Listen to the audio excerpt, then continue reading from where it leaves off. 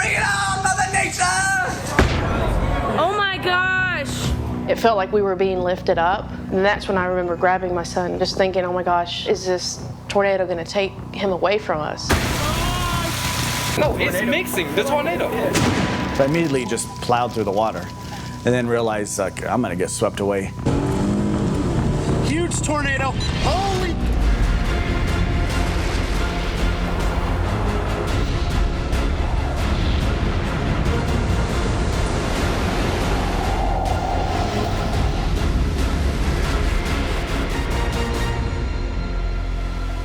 World's Wildest Weather.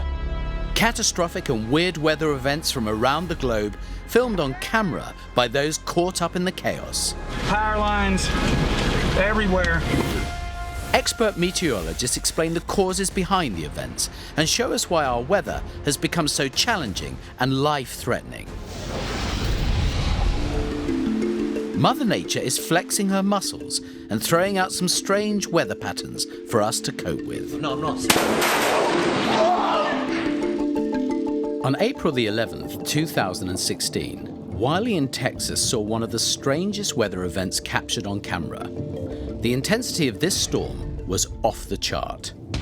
Holy cow!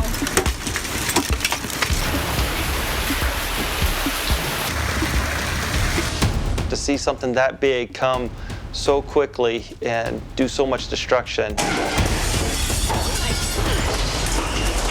If it starts to rain now in Wiley, people head indoors. They get inside, they bring their pets inside, they pull their cars into garages. It was actually a nice day. You could see, it was kind of a clear sky, but you could see off in the distance there were some clouds that were really interesting looking. They're green, blue color. Wow, look at that. There are different types of thunderstorms, but the most intense, most violent are the supercell thunderstorms. And with those, you get really huge hail sometimes, and occasionally tornadoes as well. No, it's mixing, the tornado. The trash can ran away. It did? Large hailstones form in really deep and intense cumulonimbus clouds. Cumulo means heap, nimbus means rain-bearing.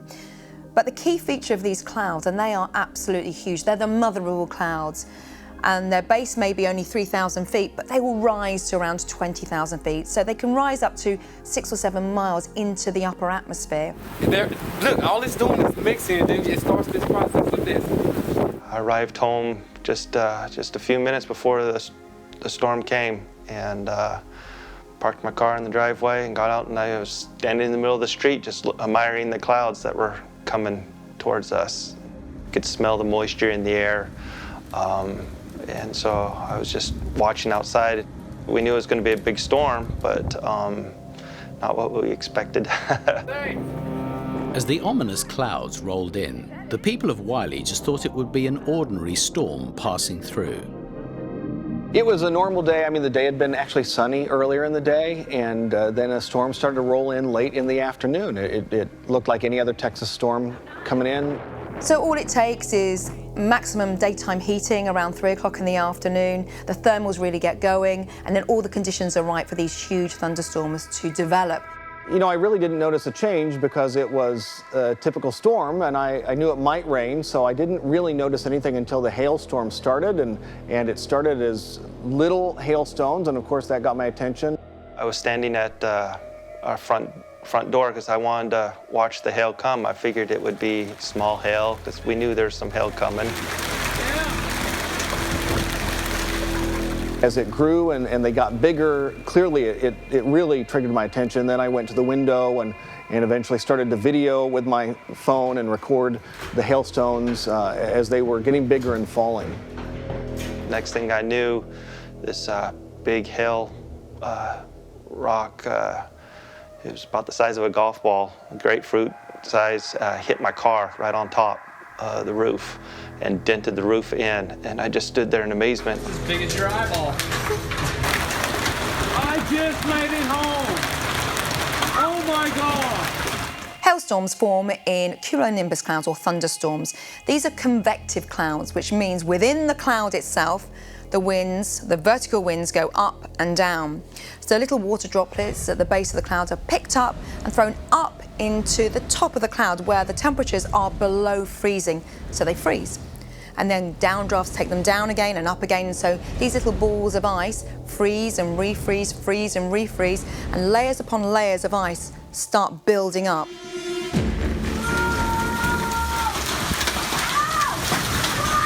Standing around, I was looking like, all right, it's not too bad. If we still knew more of the storm's coming. My wife came and got me, and she said, our windows are breaking. Covered up our couch and covered up some of our books and stuff because we had a few broken windows that we figured we wanted to protect them from the rain. The storm hit Wiley on the 11th of April in the afternoon, but no one quite knew how much damage it was going to cause. Around the world, records are constantly broken as wild weather events challenge the Earth and push people to their limits. Oh, look at this! Look at this! Holy smoke, where's the cat? I can't find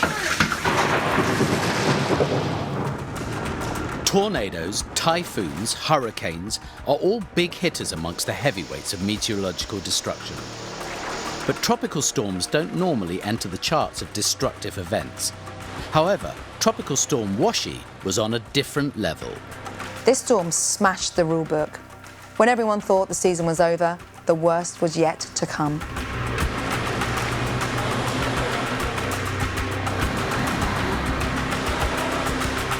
Washi early on did not have the mark of a deadly beast, but it became one of the deadliest storms in history. Washi hit the Filipino island of Mindanao on December the 16th, 2011, causing massive devastation. Typhoon Washi came ashore and it did what you would expect it to do. It produced heavy rainfall, strong winds, and storm surge. But the problem is that it, in some cases, did it overnight. So you had people who were asleep. Do not underestimate a tropical storm that is deemed weak and hasn't even reached typhoon status. This storm hit mid-December, when most of the worst storms come in around August to October, when sea surface temperatures are at their highest. Typhoons, cyclones and hurricanes are fueled by very, very warm seas, where temperatures are in excess of 27 degrees Celsius. Once you lose that high heat, you lose that fuel source. For a storm to gain intensity, it needs to stay in the warm waters of the ocean, building up its energy before hitting land. Tropical storms around the world are categorized by their damaging winds, but Washi's sole sting was waterborne. Typhoons, hurricanes, cyclones, tropical cyclones, all of them can carry the same threats of storm surge, strong winds, but also the rain. And the rain threat has a lot to do with how quickly that storm is able to move over a specific location. If it moves quickly, then the rainfall totals will be less. There'll still be a lot of rain coming out of this storm, but if it gets stuck and it hangs out over the same area for a number of hours or even days, then it can lead to catastrophic flooding. These storms are absolutely massive. They're the biggest storms on the planet, raging with wind and rain, and the energy is immense from the lowest part of the cloud right the way up through miles and miles of cloud, wind, hail, thunder and lightning. So there's lots of different parameters and it's hard to model that. But even as we were tracking this tropical storm, we didn't think it was going to pick up any more strength, and it was idly moving along the open waters of the Pacific. But by December the 15th, it had entered Filipino waters and was renamed Sendong. And by this stage, it had strengthened further, and you could really see the definition of the swirl of cloud indicative of storms of this size. But this unrelenting, late in the season, not quite a typhoon, marched ever westward towards the vulnerable shores of Mindanao. This storm really wasn't going to make headlines on the face of it. It was well below typhoon status, and rainfall amounts about 200 millimeters, which an island like Mindanao should be able to cope with. But looking at the detail, the mesoscale, a lot of heavy rain was embedded within this rainfall. And rainfall totals actually exceeded more like 400 millimeters, so double what we were expecting. The rain was intense, and we saw around 10 hours of wet weather, and this island just really couldn't cope with it. The hills acted as a bit of a barrier, so the rain, the volume of water, fell on these hills and pushed down towards the lower reaches of the island. Let me give you this in plain terms. So we're talking 10 hours of intense rain. Very, very quickly, the waters rose. So we're talking 3 meters of water, or 12 feet, in just an hour, well over the heads of all the locals. And that is where it made landfall. Between the 16th and 19th of December 2011, Tropical Storm Washi devastated over 50,000 homes, and the floods killed nearly 1,300 people, with over 1,000 declared missing. There is no possible warning that can alert a community to such a disaster. And even worse, it happened at night. So it was darkness and confusion and panic. It was an unimaginable horror. Swirling torrents of floodwater, loaded with debris, cars and houses, mud and rocks.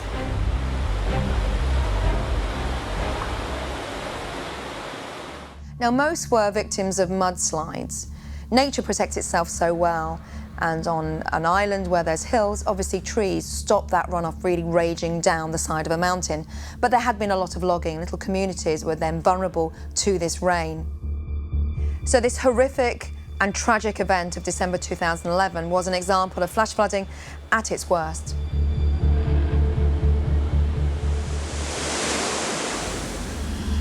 As weather becomes more unpredictable around the globe, freaky one-off events are starting to become more commonplace. On the 11th of April 2016, Wiley in Texas was pummeled by giant hailstones.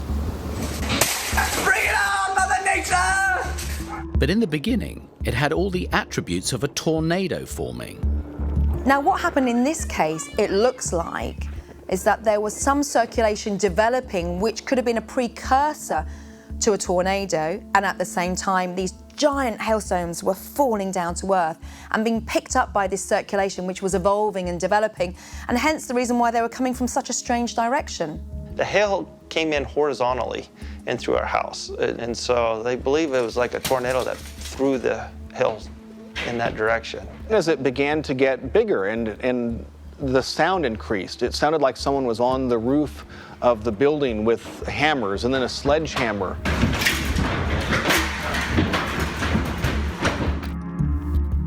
These intense storm clouds which formed over Wiley are cumulonimbus clouds, which are connected with atmospheric instability, thunderstorms, and tornadoes. Key feature of these cumulonimbus clouds is the updrafts and downdrafts. They become violent. Updrafts, wind going vertically upwards, and then vice versa, the wind coming downwards. And when you get a circulation like that going round and round and round, little water droplets get picked up by these winds, thrown up into the upper atmosphere where the temperature could be -60 in places. So you can imagine the circulation going on there. And that's when we get these really big hailstones. It's the freezing and melting of water droplets. It was so loud. You couldn't hear much. It was so noisy. The way it was, it's kind of like your roof being redone. In a really big storm cloud where we see these gigantic hailstones, the updrafts can be up to 100 miles an hour in some places. Really dangerous conditions. And you can imagine there's so much momentum and energy within the system. The circulation just keeps on fulfilling itself until these hailstones become so heavy, gravity eventually does take over, or it gets picked up by a very strong downdraft, and then they get thrown to earth violently.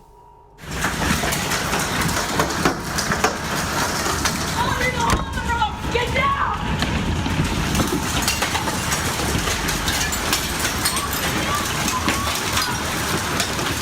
We just couldn't hear very much. I couldn't really hear my kids screaming, but they were screaming. I cannot believe it.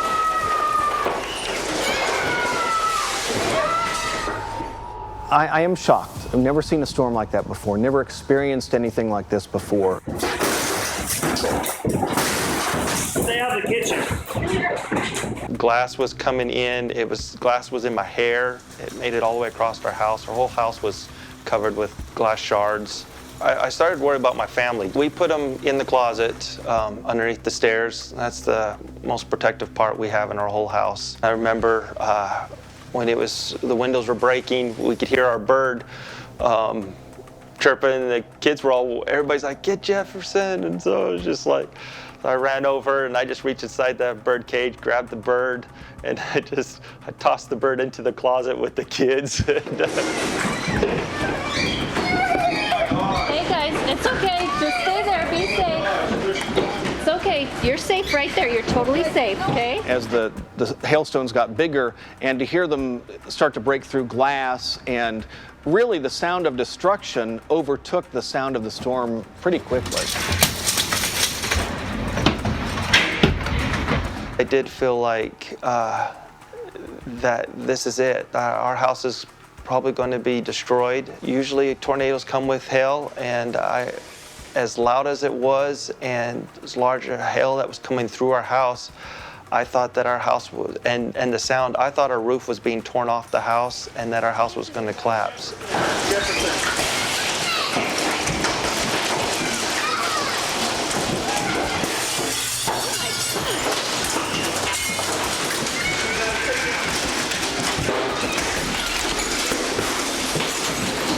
I cannot believe this. So in the US, hailstones are defined as damaging if they come as large as 1 to 2 inches, which is about a golf ball size. But in the case of Wiley, some of these hailstones were the size of an orange. The house, it had hundreds of holes through the roof that you could put your fist through. We got to put blue tarps on the roof. I mean, it went through the roof. We lost about 14, 15 windows that got blown out. Windows are all smashed. Here's some of the hail that fell. They're wide open holes. We've got holes in our slide. There's holes and dents all over the metal roof trailer. It really wasn't until it hit, and when hailstones are coming through the roof and through the ceiling of the rooms, that you realized how bad it was. In the space of a few minutes, 80% of the houses in Wiley suffered catastrophic damage. The fact that no one was killed in this storm really is a miracle, that no lives were lost. Animals were killed, farm animals, some pets that were outside, but there was not a single life lost in the catastrophe as bad as it was. Well, we are definitely going to have some roof damage here. And I would say we probably have some siding damage and like 50 broken windows that are still shattering glass everywhere. We need to go upstairs and see if there's any of those that are broken. I've seen homes that have been destroyed by tornadoes. I've been in areas that have been destroyed, but to see hail of this size and to come through at such force and do so much destruction is just mind-boggling. 12,000 homes were damaged by the giant hailstone storm, and hundreds of cars were completely trashed. It was an amazing and destructive weather event. The people of Rowlett in Texas were relaxing after the celebrations of Christmas Day and weren't anticipating the tornado which struck in the darkness on the 26th of December, 2015. I was just holding on to my son, and I remember thinking, oh my gosh, are we gonna die? Oh gosh. I can hear it tearing up everything. When you see tornado destruction up close like that, it seems almost like Armageddon. Rowlett, Texas was terrible, first of all, just because of the time of year. It happened right around the holidays at the end of December, heading into the new year. And It went through this big tornado that developed through a very developed part of Texas. This part of Texas itself is relatively rural, but once you get into the neighborhoods, into the towns that are developed, that's when you have a high density of homes and people in a small area. And unfortunately, the Rowlett tornado track took it right up the gut of the town, and it hit and impacted so many homes and roads and people that were in the way, and during the holiday season. So you had a lot of folks that were maybe not paying attention as much to weather because they were focused on other things, their family and friends. And then this event took place right at a very difficult time of year. The day before the tornado, it was Christmas, and we had some family time, and all the family got together. But the weather was a little bit unusual for December. It was very warm and muggy. Everybody was dressed in shorts, short sleeves, and just because it was so warm, very humid. There are a variety of ways that a tornado can form, so let's just start with the most basic way. You are going to need instability, meaning that the air is going to be wanting to rise or drop. You generally get that with heating of the ground, and then air starts to rise. It has moisture to pull from, and that moisture rises, cools, condenses, and forms clouds. As those clouds form, generally you're getting really strong updrafts, meaning air moving up in a draft all the way up through this storm, and it forms a column of air. And as it continues to rise, it can go up tens of thousands of feet very quickly. Forecasts slowly evolved through the day, but during the morning, the atmospheric profile didn't lend itself to deep convection. There was something called a lid or a cap on the lower part of the atmosphere, a tongue of warm air which inhibited any development and air rising right the way through the atmosphere, creating these huge clouds. But as that tongue was eroded away through the morning into the first part of the afternoon, the conditions were set. So that was the final piece in the jigsaw. And once that cap had been cleared, then tornadoes developed very quickly. Oh my God! We had already opened all the gifts from Christmas. We were just hanging out, but the weather outside was a bit unusual still for December, just like the day before. Very warm, muggy, cloudy, windy, just very different. Generally, you want moisture. Good moisture. You need dew point temperatures, meaning the availability of moisture in the air, to be up above 65 degrees Fahrenheit into that 70-degree Fahrenheit range. But you don't want it to be too hot, because then you're spreading out the air temperature from your moisture too much. So 80 degrees Fahrenheit air temperature to about 90 degrees is a good sweet spot for you to get that. So when you have those two pieces together, that allows you to have what's called the available energy to serve as fuel for that thunderstorm. The Rowlett tornado caught everyone by surprise. It was in December, not known as a month for tornado activity, and it was much later in the day when it struck the town. I want to see it. I know, girl, it's going down 66 right now. I'd given up on the day as the sun had set, and was kind of heading home. But, we kind of expected tornadoes, but I thought the day had been a bust. Typical December is outside of the normal tornado time frame in North Texas. I was watching the news, and then that's when they said, confirmed tornado heading north of 30 in Rowlett. Next thing I know, I'm on a monster storm with a monster tornado going through a populated area. My boyfriend actually came home. We kind of both realized that there was a tornado on the ground, but he saw it. Holy smokes. Oh my gosh. He had gone all the way to the corner, and he saw it coming towards us, heading north towards us. The Rowlett tornado hit in the darkness. People had absolutely no clue what was coming their way.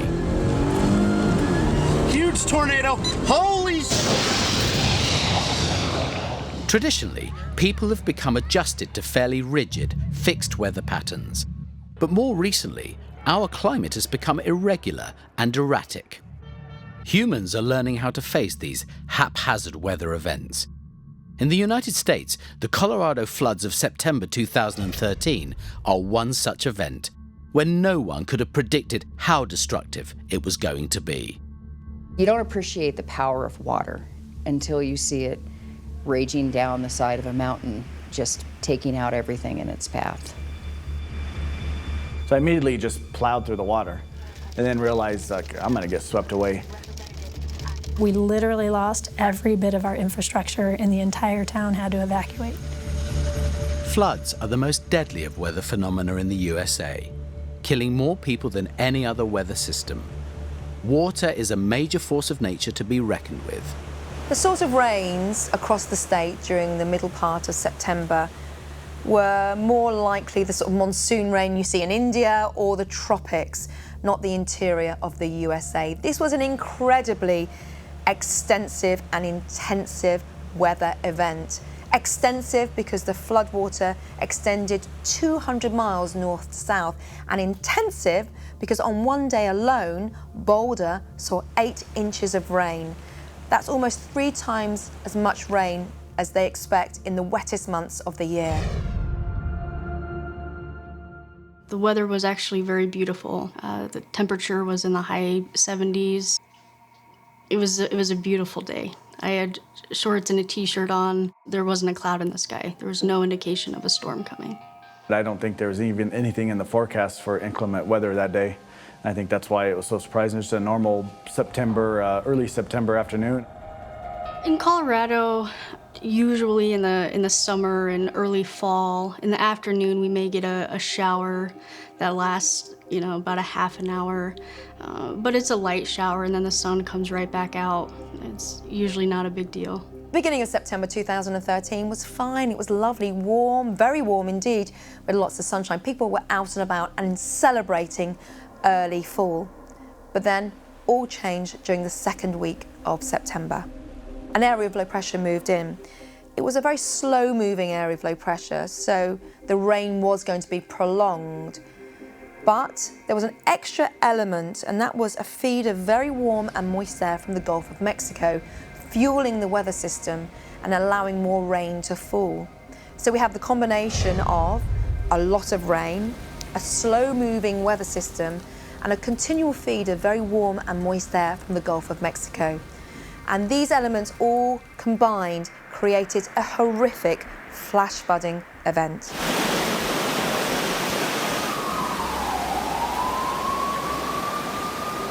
If you look at the topography or the geography of the area and where Colorado sits, we've got the Rockies just to the west of the state. So that acts pretty much as a barrier. This weather system had nowhere to go. The Rockies to the west, a high to the north and to the east. It just stayed where it was, dumping a huge amount of rainfall across this zone. And that's the reason why there was so much rain across this part of Colorado, 17 counties. A huge amount of rain over 3 days, making it record-breaking. I was picking up my daughter from school when the storm started. When I pulled into the parking lot, again, not a cloud in the sky. As soon as the bell rang and we got back to the car, all of a sudden, the rain and the hail just came down like crazy. It wasn't a lot of rain, it was just immediately just tons and tons of hail. Real small hail, but it was piling up very fast and just felt kind of like a microburst. My truck and trailer were kind of shaking around. What we mean when we talk about flash flooding, we're talking about a lot of rain in a small area where flooding occurs, but within 6 hours. However, most flash flooding occurs within minutes rather than hours. And the rain and the hail got so bad that I could not see in front of us. So I pulled the car over, and about 2 minutes later, the flood water got so high, and it was running so quickly that it picked up my car, pulled us into the middle of an intersection, which at that point became a lake. The flood water was rising so quickly in the car, it was filling up the cup holders, and we were going under. It can be very hard to forecast flash flooding. It tends to be very localized effect, but some places are more prone to it than others. The other strange aspect of flash flooding, the rain arrives fast, the water level goes up really quickly, and then all of a sudden it disappears again. Intense rain and hail was blocking the storm drains. Stephanie feared for their lives as the car began to float.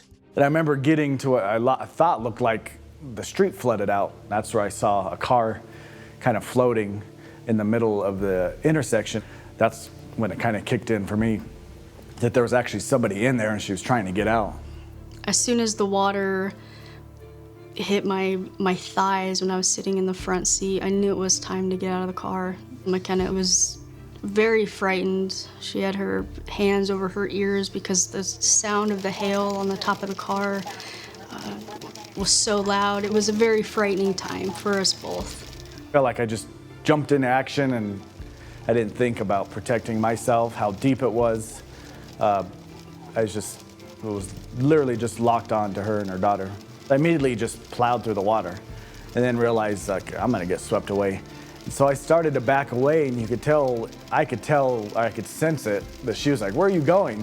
It was really hard to get out to her. It was very turbulent too, because water was coming in basically from 3 directions, up the hills, both sides, and to the left, and then shooting off to the right where it was backed up.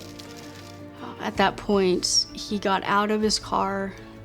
He opened up his passenger door, and he is holding on for dear life himself, wading himself into the water. He just walked very slowly, and he was gripping his truck very tightly all the way to the very end of the truck bed. And luckily he got close enough that I could hand him McKenna, and he put McKenna in the back of his car, just held her like a baby. And then he came back for me. He was the only one that helped. The water flowed away as quickly as it arrived in Lakewood, but the rest of Colorado was not prepared for the worst floods in recorded memory. The people of Rowlett, Texas, were also caught out when an EF4 tornado with wind speeds of 180 miles per hour struck the town.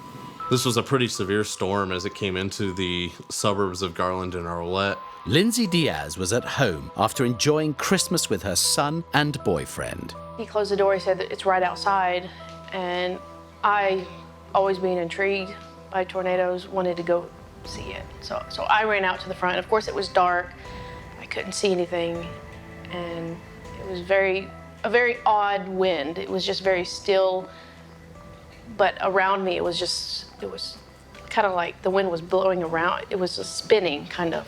Yep, another transformer and another one. We're gonna be without power all night. Holy smokes. Oh my gosh. A tornado is a violently rotating column of air that connects from a cloud to the ground, and you have to have that connection for it to be called a tornado. You also are going to need something that causes that rising column of air to tilt just a little and start to spin. That's called wind shear. Different wind speeds and also directions at different heights up above the ground. So it's like you've taken a cake with different layers and then you've tilted it and then spun it just a little bit. So it's a tilted, rotating column of air. As that main updraft goes up into the thunderstorm, you're generally going to see the entire storm start to spin. So now it's no longer what we call a cell, just one isolated thunderstorm. It's become this massive supercell that's spinning. A lot of people that were just going about their business and they had no idea what was about to hit them. I came running back in, I slammed the door, closed it. My son and my boyfriend were already in the bathroom and he was waiting for me, and so I grabbed my phone and then we went to the bathtub, and I told him, I said, go get the mattress, because I've always been told, get in the bathtub, put a mattress on top. And he said, I don't have time. I'm gonna get some pillows. So he grabbed all the pillows that he could, and we jumped in. That's Rowlett.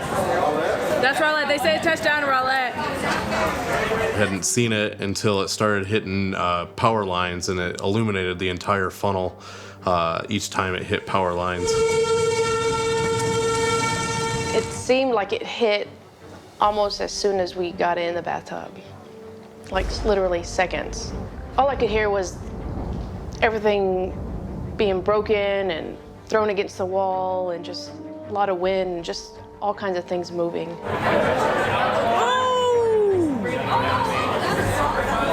Oh my gosh! I couldn't see anything. I was holding my son, and I had my eyes closed, and I was just buried, just kind of hunkered down and curled up in the bathtub, so I couldn't see it. I didn't even see the lights go out.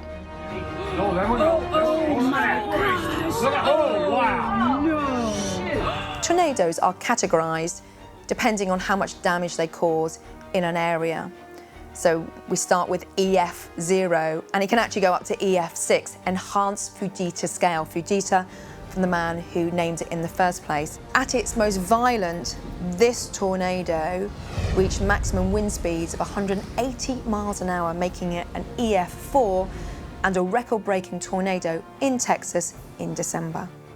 It was the noise, basically, that let us know that the tornado was coming through. I do remember a point where it felt like we were being lifted up, and that's when I remember grabbing my son harder, holding on to him tighter, and just thinking, oh my gosh, are we going to be sucked up? Is this tornado going to take him away from us?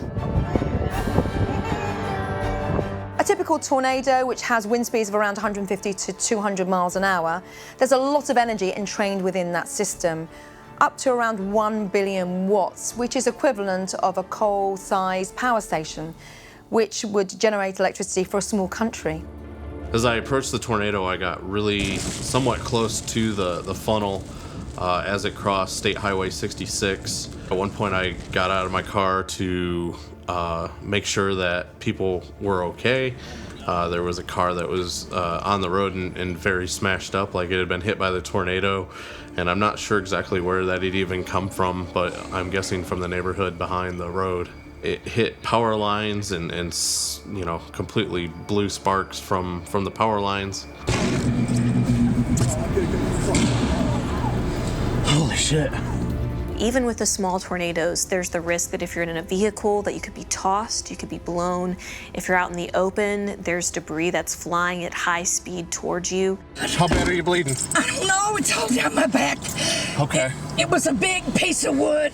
Did it hit you? Yeah, it hit my arm, but... With the big ones, you have to be in a sheltered, secure place. Generally, a well-built structure, concrete's best. Below ground is ideal. It's best to be at the innermost room, lowest level of whatever structure you're in. We settled back, and it just became quiet. That's how we knew it was finally over. Seeing tornado destruction up close is not really a fun thing to do. You're basically seeing people's lives being destroyed. It was very dark, couldn't see, so I had to shine my cell phone light into the house, and that's when I saw that, you know, everything, all the windows were broken. My Christmas tree had toppled down. All of my items, all of my furniture was just flipped upside down, broken. There was just stuff everywhere. Neighborhoods are unrecognizable. Buildings are, you know, completely smashed. It looks like total destruction. We all went outside together, and it was, all the neighbors were just coming out slowly and just in complete awe, and just couldn't believe what was going on. Y'all okay? The Rowlett tornado's destructive path was 13 miles long through Dallas County and caused the tragic deaths of 10 people, destroying 1,296 homes and causing $1.2 billion worth of damage along the way.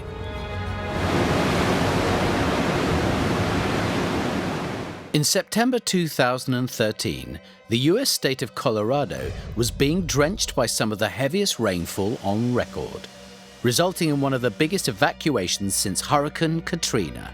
There were 700 people that were evacuated by Chinook helicopters, and at the time it was the largest aerial evacuation since Hurricane Katrina. This event was so widespread that emergency responders were overwhelmed and just couldn't get to everyone that was calling in who needed help. The reality is, we cannot support you in town.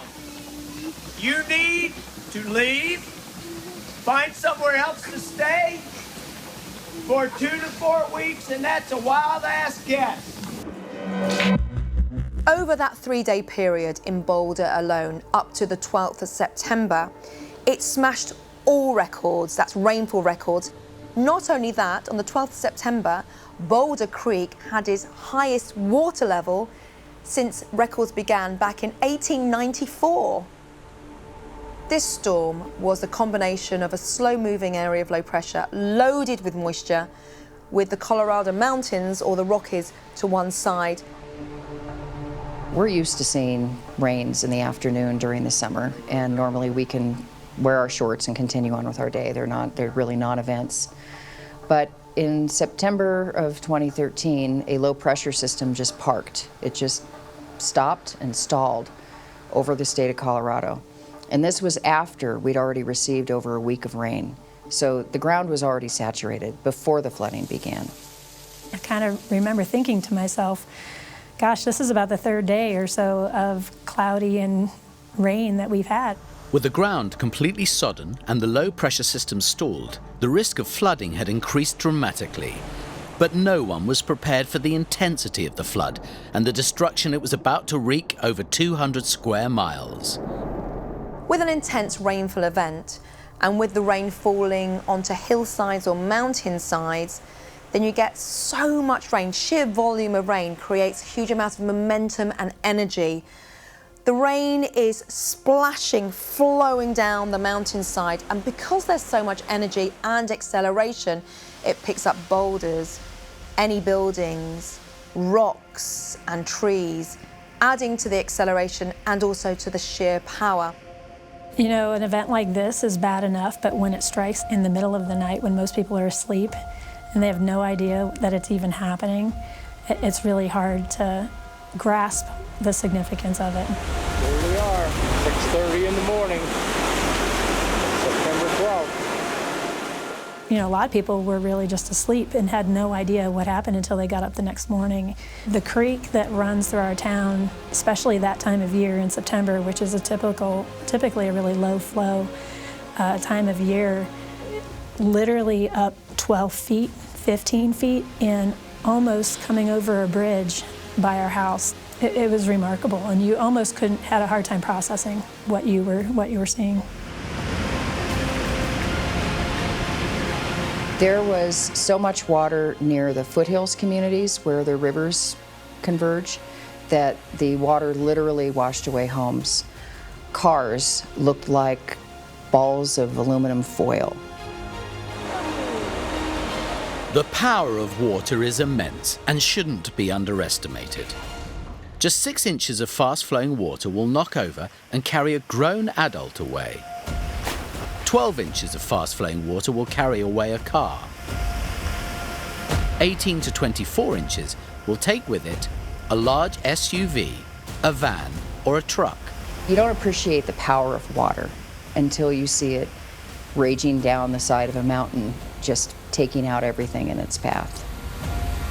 By the 4th day, up to 17 inches of rain had fallen in the area, and the town of Lyons took a huge hit.